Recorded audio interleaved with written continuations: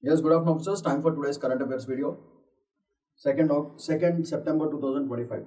So, keeping that in mind, let's look at what are the topics we are going to cover today. And we are going to start a new batch on September 22nd. We are going to offer, it's a 2-year course, so graded approach towards your success.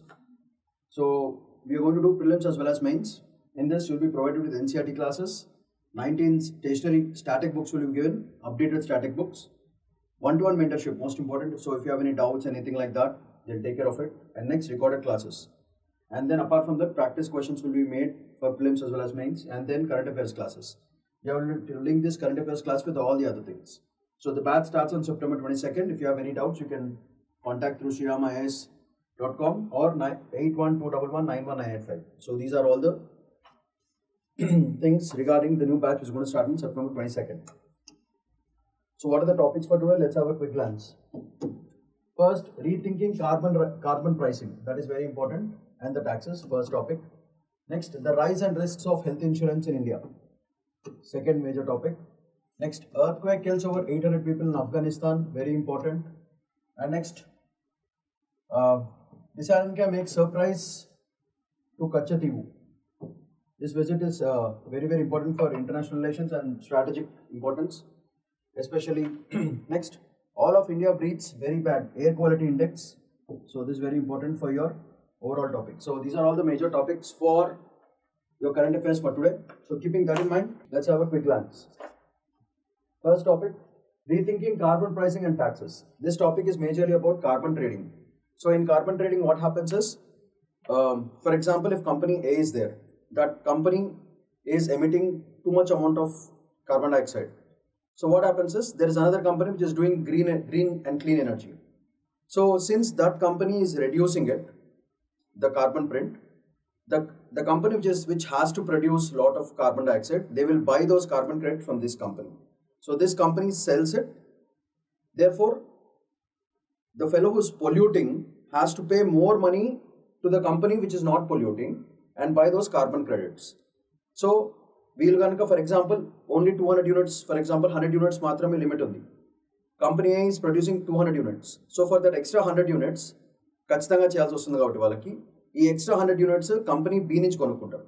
Company B is producing only 50 units. So ఆ 50 units carbon credits ఈ company కొనుక్కుంటాయి. So ప్రతిసారి వాళ్ళు ఎన్వైరన్మెంట్ని spoil చేస్తున్న ప్రతిసారి they have to buy more carbon credits from a clean energy company అన్నమాట. దానివల్ల ఏమవుతుంది, వీళ్ళు పెట్టే ఖర్చు ఓవర్గా అయిపోతుంది. కాబట్టి ఈ polluter company will look into green clean energy sources and ఆ పాడుపడిపోయిన పరికరాలని కూడా పక్కన పడేసి కొత్త technology which is more environmental friendly technology adopt చేసుకోవాల్సి వస్తుంది. ఈ ప్రాసెస్ని కార్బన్ ట్రేడింగ్ అంటారన్నమాట. సో బేసికల్గా అది లాజిక్. అయితే దీంట్లో చూసుకుంటే కార్బన్ ప్రింటింగ్ ప్రకారంగా చూసుకుంటే మనకి ఇప్పుడు ఏంటంటే యూకే ఇండియా ఫ్రీ ట్రేడ్ అగ్రిమెంట్లు ఉన్నాయి, అంతా బాగానే ఉంది. కానీ యూకేలో ప్రాబ్లం ఏంటంటే per every pound of carbon dioxide that is being released they have to pay 66 pounds. ఇండియాలో 8 to 10 pounds మాత్రమే. సో ఏం చేస్తారంటే ఇండియాలో క్లీన్ ఎనర్జీ సోర్సెస్ వాడుతున్నారు కాబట్టి యూకే వాళ్ళు మన దగ్గర నుంచి కొనుక్కోవాలి, అలా చేయొచ్చు. కానీ ప్రాబ్లం ఎక్కడ అవుతుందంటే మనము వాళ్ళకి ఎక్స్పోర్ట్ చేస్తాం. అప్పుడు ఈ ఎక్స్పోర్టర్స్ ఎవరైతే ఉన్నారో, for example steel manufacturing companies, వాళ్ళు అక్కడ ఎక్స్పోర్ట్ చేసినప్పుడు వాళ్ళకి అక్కడ కార్బన్ ట్రేడింగ్ కాస్ట్ చాలా ఎక్కువ కాబట్టి $66, $10 అంటే $56 ఎక్స్ట్రా. సో ఈ ఎక్స్ట్రా అమౌంట్ కూడా ఎక్స్పోర్టర్స్ బేర్ చేయాల్సి వస్తుంది. అప్పుడు ఏమవుతుంది, ఇక్కడి నుంచి ఎక్స్పోర్ట్ అయ్యే ఎనర్జీ సోర్సెస్ అన్నీ కూడా భయంకరంగా కాస్ట్లీ అయిపోతాయి. ఎప్పుడైతే కాస్ట్లీ అయిపోతాయో అక్కడ ఇంపోర్ట్ వాల్యూ మనకి ఎక్స్పోర్ట్, వాళ్ళకి ఇంపోర్ట్. సో వాళ్ళకి ఇంపోర్ట్ కాస్ట్ పెరిగిపోతుంది కాబట్టి ఓవరాల్గా ఇండియన్ ప్రొడక్ట్కి వాల్యూ తగ్గిపోతుంది. సో అందుకే ఏం ప్లాన్ చేశారంటే ఇలా పెట్టకుండా యుఎన్ లాస్ అన్ని ఫాలో అయ్యి ఓవరాల్గా ఒక కామన్ సిస్టమ్ తీసుకొద్దామని overall idea, where the cost are not too effective, మరి ఇంబ్యాలెన్స్ లేకుండా ఉండకుండా ఒక మీన్ ప్రైస్ తీసుకొచ్చి కార్బన్ ట్రేడింగ్ని ఫెసిలిటేట్ చేయాలని overall crux of this beautiful article. అయితే దీంట్లో మనం గుర్తుపెట్టుకోవాల్సిన పాయింట్స్ ఏంటంటే కార్బన్ బార్డర్ అడ్జస్ట్మెంట్ మెకానిజం, దీన్నే సిబ్యామ్ అంటారన్నమాట. ఇది ఏం చేస్తుందంటే బేసికల్గా imports of steel, aluminium and indirect emissions ఇవన్నీ కూడా పొల్యూటింగ్ ఇండస్ట్రీస్. సో వీళ్ళు ఈ ఇంపోర్ట్స్ని ప్రైస్ మీనింగ్ ద్వారా కవర్ చేయడం జరుగుతుంది. ఎందుకంటే Indian exporters face 20-40% higher costs despite zero tariffs under free trade. Free trade agreements ఉన్నా సరే ఇండియా యూకేకి ఎక్స్పోర్టర్స్కి ఆ బ్యాలెన్స్ కట్టాల్సి వస్తుంది. కాబట్టి ఆ ఎక్స్ట్రా బ్యాలెన్స్ వాళ్ళకి 22% అంటే 100 రూపాయల ప్రోడక్ట్ 140కి అమ్మాల్సి వస్తుంది. అప్పుడు ఆ government will not be interested in buying those products మాట. ఎందుకు ఇదంతా? కార్బన్ ప్రైస్ గ్యాప్ వల్ల వచ్చే problem. So India's carbon cost under carbon credit trading scheme CCTS very important. It is only $8 to $10 per every ton of carbon dioxide. కానీ యూకేలో it is $66 per ton of carbon dioxide. So ఇట్లా high cost పెడతారు కాబట్టి they have to adapt clean energy sources. Clean energy sources పెట్టాలంటే first investments కావాలి. ఆ investments దొరికినప్పుడు ఏం చేస్తారంటే ఇట్లాంటి మన ఇండియా లాంటి కంట్రీస్ దగ్గర నుంచి వాళ్ళు కొనుక్కుంటారు. అది మాట. దీనివల్ల ఏమవుతుందంటే major export disadvantage for India అవుతుంది. బికాస్ ఇంపోర్టింగ్కి బాగానే ఉంటుంది కానీ ఎక్స్పోర్ట్స్ వాళ్ళకి ఎక్కువ కాస్ట్ పే చేయాలి because of this $66 per ton, especially industries like steel, aluminum and other industries which are polluting industries for the environment. అది బేసిక్ ఐడియాలజీ. నెక్స్ట్ చూసుకుంటే global alignment reforms ఏమున్నాయంటే ఇంటర్నేషనల్ మానిటరీ ఫండ్ IMF వాళ్ళు ఒక carbon price floor CPF అంటమాట. అది $25 for low income countries పెట్టుకుంటే బాగుంటుంది, $50 for middle income countries and $75 for high income countries అన్నట్టుకి ఒక కొత్త రూల్ తీసుకొస్తున్నారు. ఒక మీన్ ప్రైస్ లాగా మాట. దానివల్ల ఇన్ఈక్వాలిటీస్ తగ్గి developed countries also will become better, developing countries also will become better, underdeveloped countries also will become better.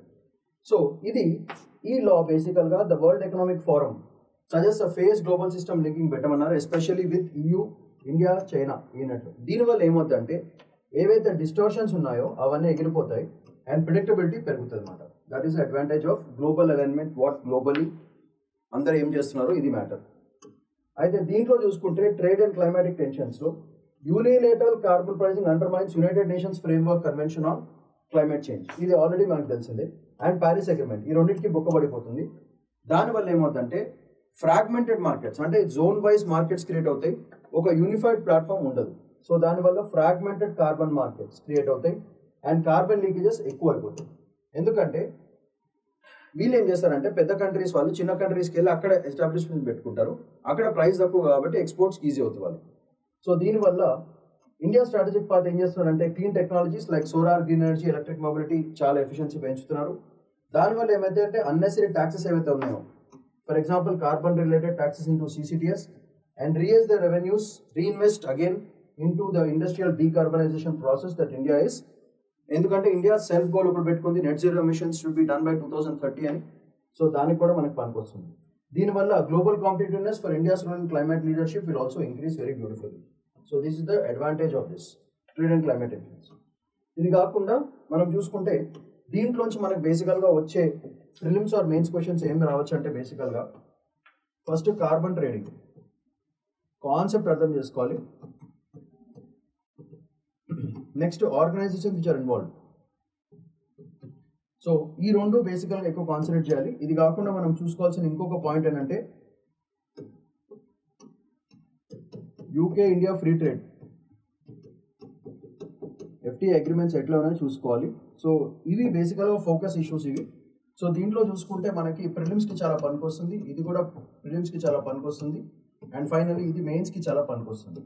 So మనం చూసుకుంటే కార్బన్ ట్రేడింగ్ కంప్లీట్ డీటెయిల్స్ మనకు తెలియాలి.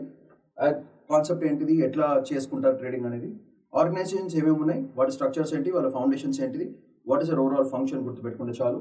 UK ఇండియా FTA అగ్రిమెంట్స్ చాలా ఫీల్డ్స్లో ఉన్నాయి. సో ఎనర్జీ పరంగా చాలా ఇంపార్టెంట్ కాబట్టి దానికి మెయిన్స్ పర్స్పెక్టివ్ ఎక్కువ ఉంటుంది. So keep that in mind. The next topic for today is rise and risk of health insurance in India. ఇది చాలా చాలా ఇంపార్టెంట్ టాపిక్, సోషల్ జస్టిస్కి, ఎకనామిక్ డెవలప్మెంట్కి చాలా ఇంపార్టెంట్. సో దీంట్లో ఉన్న ఇంపార్టెంట్ పాయింట్స్ అంటే ఒకసారి క్విక్గా గ్లాన్స్ కొడదాం. First universal health coverage, UHC అంటారు. దీంట్లో ఏం కవర్ చేస్తారు? దీన్ని quality of air, affordability of health care without financial hardship. ఇది మేజర్గా. సో ఆల్రెడీ ఇండియాలో ఏం జరుగుతున్నాయి, PMJY that is Pradhan Mantri Jan ఆరోగ్య యోజన ప్లస్ షిప్స్ అంటమాట, అంటే స్టేట్ హెల్త్ ఇన్సూరెన్స్ ప్రోగ్రామ్స్ ఇచ్చేస్తారు. వీటిలో ఏంటంటే క్లెయిమ్ 80% కవరేజ్ వరకు ఇస్తున్నారు. బట్ ప్రాబ్లం ఏంటంటే only 35% of the insured are actually using it. So అది పరిస్థితి, ఇచ్చినా సరే వాడుకోవట్లేదు. దీనివల్ల ఏమవుతుందంటే restricted to inpatient hospitalization rather than prevention.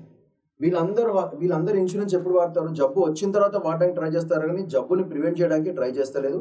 So ఇది చాలా పెద్ద ప్రాబ్లం అవుతుంది.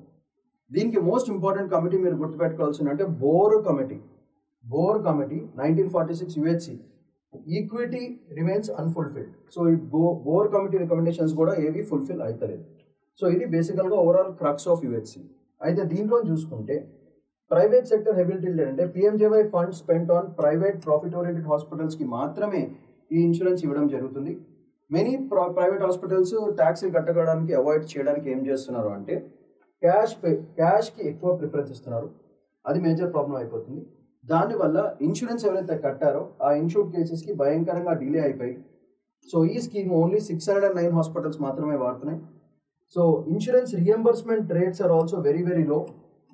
Then the commercial charges 12,161 crore pending under NHA national health authority.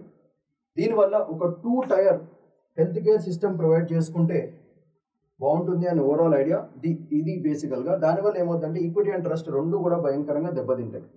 ఇది ఓవరాల్గా ఆర్టికల్ ఏం చెప్తుందంటే గవర్నమెంట్ ఇచ్చే ఇన్సూరెన్సెస్ కూడా ప్రైవేట్ హాస్పిటల్ వాళ్ళు మానిటైజ్ చేసుకుని పబ్లిక్కి రావాల్సిన మనీ రాకుండా చేస్తున్నారు. అది overall crux of this particular point. అయితే హాస్పిటలైజేషన్ బయాస్ ఇన్సూరెన్స్లో కూడా కొంతమందికి మాత్రమే స్పెషల్ ట్రీట్మెంట్ ఇవ్వడం జరుగుతుంది, మిగతా వాళ్ళకి ట్రీట్మెంట్ సరిగా ఇవ్వకపోవడం జరుగుతుంది. So insurance incentives favours hospitalization over primary care and prevention. ఇది కదా ఉండాల్సింది. ప్రైమరీ కేర్ ప్రివెంట్ చేసుకుని డిజీజ్ తక్కువ చేసుకుంటే బాగుంటుంది, కానీ జబ్బు వచ్చిన తర్వాత ట్రీట్మెంట్ అనేది అది హాస్పిటల్కి బెనిఫిట్ అవుతుంది కానీ పేషెంట్కి బెనిఫిట్ కాదు. సో దీనివల్ల ఎస్పెషల్లీ ఎల్డర్లీ పాపులేషన్ 70+ ఇయర్ వాళ్ళకి demand for tertiary care under PMJAY దీనివల్ల ఇది షిఫ్ట్ అవుతుంది. దీనివల్ల week integration of primary health care centres, family medicine and out patient services కూడా సరిగ్గా లేవు. దీనివల్ల ఈ ప్రాబ్లమ్స్ అన్నీ ఉండడం వల్ల ఫైనల్గా ఏమవుతుందంటే ఇఫ్ యూ అబ్జర్వ్ కాస్ట్ పెరిగిపోతున్నాయి, ఓవర్ మెడికేషన్ పెరిగిపోతుంది అండ్ నెగ్లెక్ట్ పెరిగిపోతుంది. దానివల్ల ఇవన్నీ కూడా యాక్చువల్గా ఏంటిది మన యూహెచ్సికి ఉన్న features of equality, justice and all these things ఇవన్నీ ఫసాడ్ ఏవి నడుస్తలేదు. నెక్స్ట్ దీనికి సొల్యూషన్ కింద గవర్నెన్స్ అండ్ అకౌంటబిలిటీ ఎట్లా ఇచ్చుకోవాలి. NHA flag 3,200 hospitals for fraud, inflated bills, denial of insurance. ఇది ఈ స్టాటిస్టిక్స్ ఎందుకు జరుగుతుందంటే వీక్ రెగ్యులేషన్ భయంకరంగా ఉంది, దానివల్ల మిస్యూజ్ భయంకరంగా పెరుగుతుంది especially in private providers. And pillars లేవు, యుహెచ్సి పిల్లర్స్ లేవు, like transparency Gaya, accountability Gaya, universal access Gaya. ఫైనల్గా ఇవన్నీ కలుపుకుంటూ చూస్తే లీకేజ్లు ఎక్కువ అవుతున్నాయి, క్రెడిబిలిటీ తగ్గిపోతుంది and uneven quality of service కూడా పెరిగిపోతుంది. సో ఓవరాల్గా ఇన్ఈక్వాలిటీస్ భయంకరంగా పెరిగిపోయే సూచనలు కనపడుతున్నాయి because of this universal health care insurance schemes and all these things. So ఇంకొకటి మేజర్ పాయింట్ అంటే స్టార్వ్డ్ పబ్లిక్ హెల్త్ సిస్టమ్. డబ్బులు లేవు, పవర్టీలో పెరుగుతుంది. So India's public health spending is only 1.3% of GDP, which is very bad. World average itself is about 6.1%. So look at this gap, big gap. So మనకి programmes like PMJAY ships ఇవి ఉన్నా సరే ఇవన్నీ కూడా failed public health insurance అవుతున్నాయి especially. దానివల్ల chronic under investment in infrastructure and community health భయంకరంగా అసలు లేనే లేదు. దీనివల్ల insurance growth without public back bone is a waste because finally those programs will be very very costly and unequal hospitalization, especially unequal hospitalization, adi major fact. Unequal hospitalization, inequalities are increasing and hospitalization driven schemes unnai gaani prevention and cure లేదు. అది బేసికల్గా overall మనకున్న పరిస్థితి ఇది మనం గుర్తుపెట్టుకోవాలి. So ఈ టాపిక్లోంచి మనకి బేసికల్గా వచ్చే క్వశ్చన్స్ ఏం రావచ్చు. ఫస్ట్ పిఎంజిఏవై కంప్లీట్గా నేర్చుకోవాలి. నెక్స్ట్ యుహెచ్సి ఫీచర్స్ అని చాలా జాగ్రత్తగా కాపాడుకోవాలి, ఇది features. Third national health machine.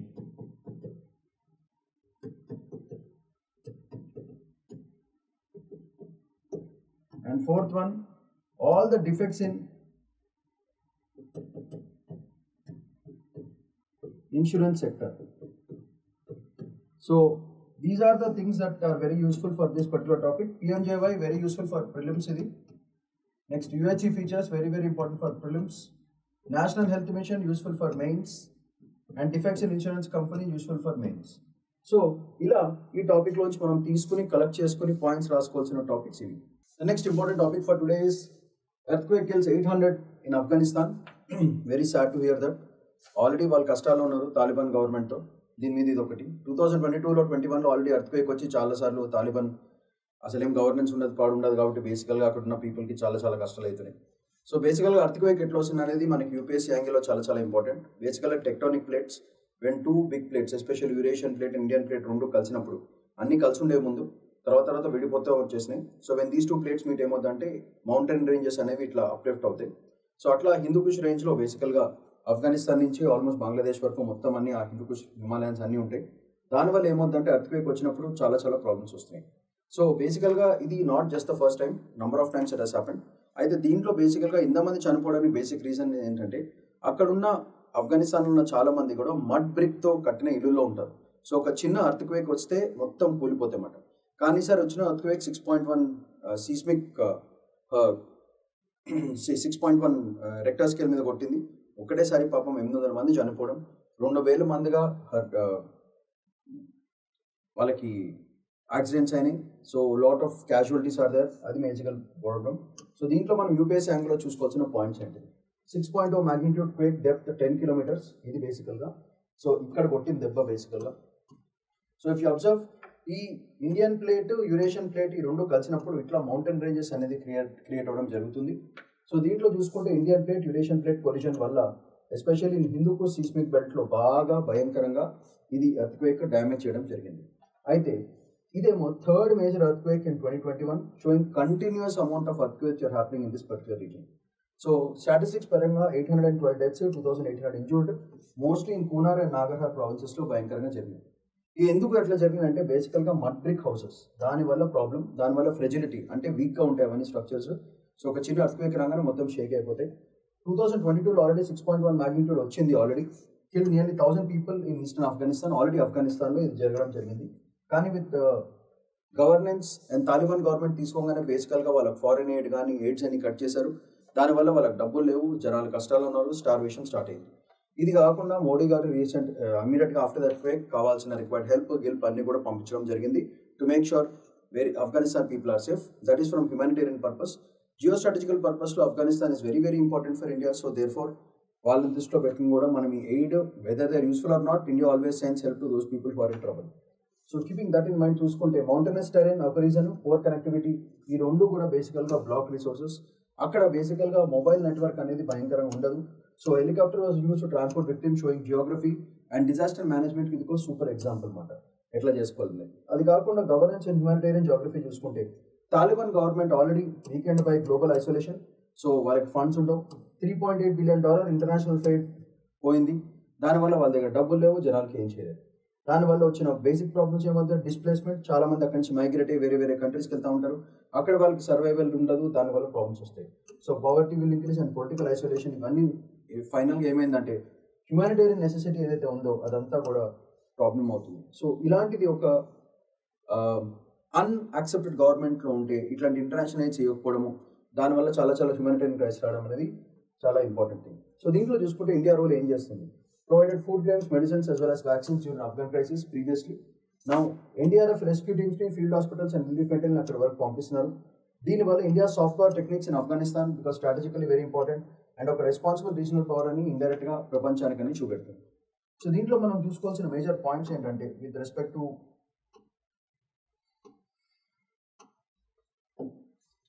Films పరంగా ఫస్ట్ మీరు చూసుకోవాల్సింది ఏంటంటే ఫార్మేషన్ ఆఫ్ ఎర్త్క్వేక్.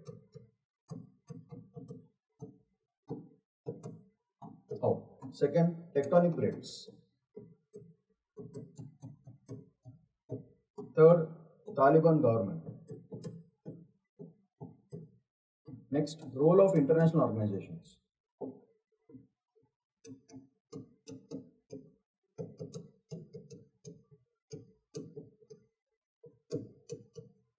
So ఇవన్నీ కూడా మనకి చూసుకుంటే all these points are very useful for your mains angle. మెయిన్స్కి చాలా ఇంపార్టెంట్ ఈ పాయింట్స్ అని కూడా. సో దీంట్లో మనము ప్రతి పాయింట్ మనం చూసుకుని ఎర్త్క్వేక్స్ ఎక్కడైనా వస్తే how to do disaster management, అది కాకుండా ఈ లెసన్స్ లెర్న్ చేసుకుని ఇండియాలో కూడా సిస్మిక్ జోన్స్ ఉన్నాయి, ఆ జోన్స్ని జాగ్రత్తగా కాపాడుకుని ప్రజల్ని కాపాడుకోవడం అనేది బేసికల్గా గవర్నమెంట్ డ్యూటీ అనే కాదు, పబ్లిక్ డ్యూటీ కూడా. Another important bilateral topic for today is India Sri Lanka. Recentగా Dissanayake makes surprise visit to Kachativu. Kachativu is basically a small island in between Sri Lanka as well as Rameshwaram. So అక్కడ ఒక small island మాట. It is an uninhabited island. So it is around 14.5 kilometers from Sri Lanka and 16 kilometers from Rameshwaram. So మధ్యలో సీమధ్యలో ఉంటుంది basically. If you observe this map, you will understand more clearly. So this is where the Kachativu island is, this part. So ఇది India Rameswaram నుంచి 16 kilometers ఉంటుంది. Mannar island నుంచి only 14.5 kilometers ఉంటుంది. So this was during Rajiv Gandhi time they said majority Tamilians, northern part of Tamilians ఎక్కువ మంది ఉంటారు అక్కడ. So ఉన్నప్పటికీ అక్కడ ఉన్న ఫిషర్మ్యాన్ ఇష్యూస్ ఉన్నాయి, ఇంటర్నేషనల్ బార్డర్స్ ఇష్యూస్ ఉన్నాయి. సో ఇట్లాంటి ఇష్యూస్ చాలా చాలా ఎప్పటి నుంచి ఉన్నాయి దీనికి. సో బేసికల్గా ఈ ప్రెసిడెంట్ విజిట్ అనేది మనకి చాలా చాలా dangerous because this president is saying that land belongs to us and we are saying that land belongs to us. So దీనివల్ల ఇండియా శ్రీలంక రిలేషన్స్ భయంకరంగా స్ట్రెయిన్ అయ్యే ఛాన్స్ ఉంది. So Sri Lankan president Anurag this surprise visit to Katchatheevu island. So ఇదేమో ఇక్కడ జాఫ్నాలో project కడుతున్నారు. So Katchatheevu becomes very very important. So దానివల్ల ఒక నేవల్ స్పీడ్ బోట్లో వెళ్ళడం జరిగింది. So during Jaffna's Myliddy fisheries harbour expansion ప్రాజెక్ట్లో Sri Lanka seize islands land masses ఇవన్నీ కూడా శ్రీలంక వాళ్ళు ప్రొటెక్ట్ చేస్తున్నారని ఒక అపోహ త్రూఅవుట్ ద వరల్డ్ ఇవ్వడం జరిగింది. So India has given a strong counter to it. So the visit was also direct response to Tamil actor Vijay's rally in Madurai. So Vijay కొత్త పార్టీలో క్లియర్గా ఏం చెప్పారంటే ఈ కచ్చతీవుని రివైవ్ చేస్తాడని అతను ఆయన పొలిటికల్ ర్యాలీలో చెప్పడం జరిగింది. సో దానికి రెస్పాన్స్ కింద శ్రీలంక ప్రెసిడెంట్ వెళ్ళి అక్కడ కచ్చతీవులో కూర్చున్నారు. So this will big war between Tamilians were in Sri Lanka versus Sri Lankans and Tamilians here. So వీళ్ళిద్దరికి మధ్యన ఘర్షణ డెఫినెట్గా జరుగుతుంది. దాంట్లో మధ్యలో ఉన్న ఫిషర్మెన్ వాళ్ళ కమ్యూనిటీ సెక్టర్స్ భయంకరంగా దెబ్బతింటాయి. ఈ inhabited island will become a problem for India as well as Sri Lanka bilateral రిలేషన్స్కి చాలా పెద్ద బ్యాక్ స్టాప్ లాగా ఉంటుందన్నమాట. సో బేసికల్గా చూసుకుంటే Sri Lanka's foreign minister reiterated Katchatheevu belongs to Sri Lanka and its status will not change. Kachativu basically is an uninhabited island 14.5 kilometers from Delf Island, Jaffna Peninsula and 16 kilometers from Rameshwaram, Tamil Nadu. India Sri Lanka settled dispute through bilateral agreements in 1974 and 76 under PM Indira Gandhi and Bandara Nayake. వీళ్ళిద్దరి మధ్యన already చెప్పా కదా ఒక agreement జరిగింది, but no one is actually following it. అది basic problem. So దీంట్లో ఏమవుతుందంటే fishing dispute and practices. Conflict arises mainly from Tamil Nadu trawlers using bottom trawling and destructive method. So దానివల్ల ఏమవుతుందంటే అక్కడ వాళ్ళు ఆల్రెడీ చేపలు పట్టేసుకోవడం వల్ల శ్రీలంకన్ ఫిషర్మెన్స్ అందరూ ఇండియన్ ఫిషర్మెన్ మీద కంప్లైంట్ చేయడం జరిగింది. సో వాళ్ళిద్దరు అంటే గొడవ పడుతూ ఉంటారు. దానివల్ల northern Sri Lankan fishermen already hit by war. వాళ్ళకి ఆల్రెడీ తెలిసింది అక్కడ పరిస్థితి బాగాలేదు, వార్ కన్స్ట్రెయిన్స్, ఫుడ్ దొరుకుతలేదు. సో దానికి కారణం ఇండియన్ ఫిషర్మెన్ అని వాళ్ళు గొడవ పడుతున్నారు. దీనివల్ల బాటమ్ ట్రాలింగ్ కంప్లీట్గా ఎరాడికేట్ చేయకపోతే ఫిష్ స్టాక్స్ కంప్లీట్గా డిప్లీట్ అవుతుందని వాళ్ళు కంప్లైంట్ చేయడం జరుగుతుంది. So Sri Lankan Tamil parties in April Modi to ban bottom trawling, resolve disputes. So ఇక్కడ ఓవరాల్ కాన్సెప్ట్ ఏంటంటే బాటమ్ ట్రాలింగ్, అది వెరీ ఇంపార్టెంట్. సో ఇది కాన్సెప్ట్ నేను గుర్తుపెట్టుకోవాల్సింది, బాటమ్ ట్రాలింగ్ కాన్సెప్ట్. ఇది గుర్తుపెట్టుకుంటే చాలు from this particular topic. So political ఏమవుతుంది బేసికల్గా periodical revival of Katchatheevu issue despite Tamil Nadu fishermen near the island. అది చాలా కామన్, బట్ స్టిల్ ఊరికే శ్రీలంక వాళ్ళు గొడవ పెడతా ఉంటారు. 2023లో PM Modi accused Congress of giving away this Kachativu in controversy. So External Minister Jayashankar గారు ఏం చెప్పారంటే clarified that agreements compromise అయ్యేది లేదు, Indian fishermen rights in Pak state చాలా చాలా స్ట్రాంగ్గా ఉన్నాయి అని క్లియర్గా జయశంకర్ గారు రీటరేట్ చేసి చెప్పడం జరుగుతుంది. సో దీనివల్ల ఏమవుతుందంటే స్టాలిన్ గారు ఏమన్నారంటే May convention in Chennai declared retrieval of this Kachativu as the only permanent solution of fishermen was అని ఆయన చెప్పడం ఉంది. వీళ్ళతో పాటు విజయ్ కూడా అదే సేమ్ థింగ్ చెప్పాడు. దానివల్ల ఓవరాల్ కాంట్రవర్సీ ఇంకా పెద్ద అయిపోయింది. దానివల్ల తమిళనాడు పాలిటిక్స్లో ఇది ఒక డైరెక్ట్గా ఇంపార్టెంట్ ఇది, ఎందుకంటే డైరెక్ట్గా cultural ties with respect to Tamil population very important. దానివల్ల both centre as well as state politics continue to use Kachativu as a strong point for India Sri Lanka bilateral రిలేషన్స్కి చాలా చాలా ఇంపార్టెంట్. సో దీంట్లో మనం చూసుకుంటే మనం బేసికల్గా చూసుకోవాల్సిన ఫస్ట్ పాయింట్ ఏంటంటే India Sri Lanka relations. Second, mapping is very important. Third, Kachativu issue.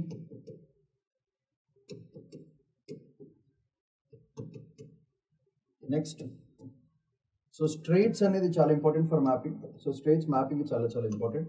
And ఫైనల్గా ఫిఫ్త్ వన్ ఏంటంటే ఒక ఇష్యూని సెంటర్ వర్సెస్ స్టేట్ రిలేషన్స్ ఎట్లా ఉన్నాయి, what is there link between centre and state, how they are cooperating each other to solve such a kind of bilateral trade అనేది చాలా చాలా important. So all these points basically are very useful for both mains as well as ప్రిలిమ్స్కి చాలా చాలా important. So keeping that in mind మీరు జాగ్రత్తగా అన్ని జాగ్రత్తగా చూసుకుని ప్రతి పాయింట్ని ఒకటి ప్రిలిమ్స్కి, ఇది కూడా ప్రిలిమ్స్కి, ఇదేమో మెయిన్స్కి, ఇదేమో జియో పొలిటికల్ స్ట్రాటజీ మెయిన్స్కి important, and finally centre state relations how they're affected because of this, ఇది మెయిన్స్కి చాలా చాలా ఇంపార్టెంట్. ఇట్లా ఓవరాల్ టాపిక్ని తీసుకుని డిఫరెంట్ పార్ట్స్ కింద డివైడ్ చేసుకుని which part will be useful for what అనేది చూసుకుంటే చాలా చాలా బాగుంటుంది. Next important topic for your prelims perspective is air quality index report వచ్చింది. రిపోర్ట్ ప్రకారంగా చెప్పడం ఏంటంటే the whole India is actually breathing bad air అని చెప్పడం జరుగుతుంది. సో దీంట్లో మీకు తెలిసిందే particulate matter very important. So that is the most major pollutant. So దాని పరంగా చూసుకుంటే all Indians above the World Health Organization safe limit of particular matter 2.5 కంటే పైన ఉంటే చాలా డేంజరస్ అని చెప్పడం. So overall India is living with 5 micrograms per cubic metre. So north ఇండియాలో చాలా దారుణం, ఢిల్లీ, గజియాబాద్, కాన్పూర్ చాలా భయంకరంగా ఉంది. అలానే టోటలీ 544 మిలియన్ పీపుల్ అంటే 5 కోట్ల పైన 50 కోట్ల పైన జనాలకి ఇది ప్రాబ్లం అవుతుంది. So clean air to who levels May add 8.2 years, Delhi 9.4 months, cleanest reasons with life expectancy provided. Clean air who levels ప్రకారంగా ఉంటే ప్రతి వాళ్ళ జీవితము ఒక ఎక్స్ట్రా 8 ఏళ్ళు ఆడవుతుంది. సో ఇంత 8 ఏళ్ళు జీవితాన్ని నాశనం చేసుకోవడం బికాస్ ఆఫ్ పొల్యూషన్ అంటే very very bad. So cross border pollution south ఏషియాలో India, Bangladesh, Nepal forms 1 regional smog belt కింద జరుగుతుంది. So this very very important. So Bangladesh కనుక హూ లిమిట్స్ పాటిస్తే ప్రతి వాళ్ళకి 12 times వాళ్ళ ఏజ్ లిమిట్ పెరుగుతుంది. 12 times హూ లిమిట్స్ కంటే ఎక్కువ ఉంది బంగ్లాదేశ్లో. సో క్లీన్ ఎయిర్ కనుక హూ చెప్పిన పార్టికులేట్ మ్యాటర్ రేంజెస్ ప్రకారంగా మెయింటైన్ చేస్తే 5.5 years టు లైఫ్ వాళ్ళకి పెరుగుతుంది. Gazipur in Bangladesh highest 7.1 years possible if clean air according to what the హూ suggest, but is below 2.5 particulate matter maintain చేస్తే బాగుంటుంది. కరెంట్గా చూసుకుంటే బంగ్లాదేశ్లో 24.5 micrograms of pollutants are there. So ఇదంతా ఒక రీజనల్ బేస్ కింద తయారై ఒక పెద్ద మబ్బులా తయారై బేసికల్గా జనాల ప్రాణాలను పీడిస్తున్నాయి. సో కనుక హూ చెప్పిన స్టేట్మెంట్స్ ప్రకారంగా పాటిస్తే వాళ్ళ లైఫ్ ఎక్స్పెక్టెన్సీ పెరుగుతుంది. China's case study already PM 2.5 up to 2.8% 2023, but still 40% lower than 2014. అయితే దీంట్లో చూసుకుంటే పాలసీస్ పరంగా car limits in mega cities చేసుకోవాలి, iron and steel industries pollution తగ్గించుకోవాలి, కోల్ ప్లాంట్స్ కొత్తవి బంద్ చేయాలి, liquefied nitrogen gas and electrical vehicles promotion పెంచుకుంటే బాగుంటుంది ఓవరాల్గా. స్టిల్ ఇలా చేయడం వల్ల కూడా హూ సేఫ్ థ్రెషోల్డ్ పైనే ఉంది, దానివల్ల పాలసీ డ్రివెన్ సక్సెస్ వస్తుందని చైనా కేస్ స్టడీ నుంచి మనం తెలుసుకోవచ్చు. గ్లోబల్ ట్రెండ్స్ ఎట్లా ఉన్నాయి? వరల్డ్ వైడ్ PM 2.5 2023 లెవెల్స్ ఇంతున్నాయి. కరెంట్లో 5 times మోర్ ఉంది ఓవరాల్గా. So COVID-19 coronavirus disease 19 lockdown reverse this, ఎందుకంటే ఇంట్లోనే ఉన్నారు జనం, బయటకు వెళ్ళలేదు. దానివల్ల ఏమైపోయింది, డిప్ అయిపోయింది పొల్యూషన్లో. So AQLI particulate pollution is the biggest external threat for life expectancy more than smoking and unsafe water. Unsafe water ఇంకా స్మోకింగ్ కంటే బేసికల్గా ఈ పొల్యూషన్ అనేది చాలా చాలా పెద్ద ప్రాబ్లం అయిపోయింది. సో చూసుకుంటే బేసికల్గా స్మోక్ చేయకపోయినా, డ్రింక్ చేయకపోయినా, లేకపోతే అన్సేఫ్ వాటర్ తాగకపోయినా సరే ఈ ఎయిర్ పొల్యూషన్ ఎంత దారుణంగా ఉందంటే బేసికల్గా life expectancy of the overall world భయంకరంగా ఖరాబ్ చేస్తుందని ఓవరాల్గా ది పార్టికల్ అనాలిసిస్. సో ఇండియాకి ఏంటి ప్రాబ్లం? ఫస్ట్ హెల్త్ బర్డెన్ ఒకటి, అండ్ బేసికల్గా పాలసీ గ్యాప్ ఒకటి ఉంది, అర్జెంట్ నీడ్స్ ఏమున్నాయి అనేది చూసుకోవాలి. దీంట్లో హెల్త్ బర్డెన్, లైఫ్ ఎక్స్పెక్టెన్సీ భయంకరంగా తగ్గిపోతుంది, డిసీజ్ లోడ్ భయంకరంగా పెరిగిపోతుంది. Because of this lungs affect అవుతాయి, కిడ్నీస్ ఎఫెక్ట్ అవుతాయి, లివర్స్ ఎఫెక్ట్ అవుతాయి, ఫైనల్గా సైకాలజీ ఎఫెక్ట్ అవుతాయి. పాలసీ గ్యాప్ చూసుకుంటే India's national ambient air quality standard NAAQS ఇది 40 మైక్రోగ్రామ్స్ పర్ మీటర్ క్యూబ్, హూ ఏమో 5 grams, ఇండియాదేమో 40 ఉంది, అది దారుణం. సో 8 times more is the situation. 8 times is the current situation of India. దాన్ని 5కి తెచ్చుకుంటే చాలా స్ట్రాంగ్ పాలసీ కంట్రోల్ కావాలి. So need for national clean air programme NCAP. ఇలా చేయాలంటే రెన్యూబుల్స్ పెంచుకోవాలి, EVs పెంచుకోవాలి, ఇండస్ట్రీ నామ్స్ భయంకరంగా పాటించుకోవాలి. దీనికి కావాలంటే రీజనల్ కోఆపరేషన్ కావాలి, పబ్లిక్ అవేర్నెస్ కావాలి. ఇలాంటివంటి ఉంటేనే ఇట్లాంటిది హూ లిమిట్స్ పెట్టిందంతా కూడా తీసుకురావచ్చు, లేకపోతే ఫాస్ట్ మొత్తం. సో ఈ టాపిక్ నుంచి మనం చూసుకోవాల్సిన మేజర్ పాయింట్స్ ఏంటంటే, first one particulate matter less than 2.5 వై. సో ఇది scientific concept. Second, so NCAP climate action programme. Third, Paris agreement, very important. And fourth one is conference on climate change, conference of parties, COPs అంటమాట. COP 25 ప్రకారంగా ఏంటిది, so what are the things. And fifth one most polluted cities. So ఈ list మన దగ్గర ఉండాలి. So ఇవి బేసికల్గా PM25 దీని concept is very important for prelims. NCAP structure is very important for prelims. Next Paris agreement very important for prelims. And finally convention COP వల్ల ఇవేంటి very important for mains. And finally most polluted cities ఇవన్నీ కూడా బేసికల్గా మనకి మెయిన్స్కి as well as prelims రెండింటికి కూడా చాలా చాలా పనికొస్తాయి. So all these things are very useful for your mains as well as prelims ఎగ్జామ్కి చాలా చాలా important. So the concept of AQI is very very important for your exam overall. So these are the things that you have to keep it in mind. PDFs and all these things are provided. Just go through it and underline చేసిన star పెట్టిన points జాగ్రత్తగా కాపాడుకోండి. So that's all for today. Shaman Paidikona signing off. Bye bye.